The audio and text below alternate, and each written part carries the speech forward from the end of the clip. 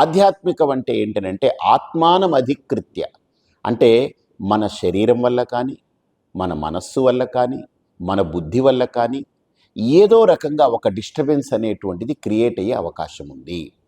శారీరకంగా ఏదైనా రోగాలు, రుగ్మతలు, తీవ్రమైనటువంటి మంచాల పాలయ్యేటువంటి జబ్బులు పట్టడం, తద్వారా ఏమైపోతుంది, మన సాధన, మనం అనుకుంటున్న లక్ష్యానికి దూరమైపోతాం.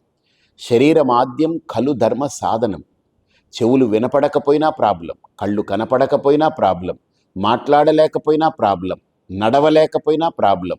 కాబట్టి శరీరం వల్ల ఎన్ని రకాలైన ప్రాబ్లమ్స్ అయినా రావచ్చు. ఇవి బయటికి కనిపించే ఇంద్రియాల వల్ల. లోపల బుద్ధి, అలాగనే గుండెకాయ, అలాగనే ఊపిరితిత్తులు, కాలేయము, మూత్రపిండాలు, ఇంటెస్టైన్, ఇలా గ్రంథులు, నాడులు, రక్తము, ఎముకలు, ఇలా ఏవైతే లోపల ఉన్నాయో వాటిలో ఏ రకమైన ఇబ్బంది కలిగినా, ఏ ఒక్కదానికి ఇబ్బంది కలిగినా మళ్ళీ నా యొక్క పర్పస్ సర్వ్ కాకుండా అది డిస్టర్బ్ అవుతుంది.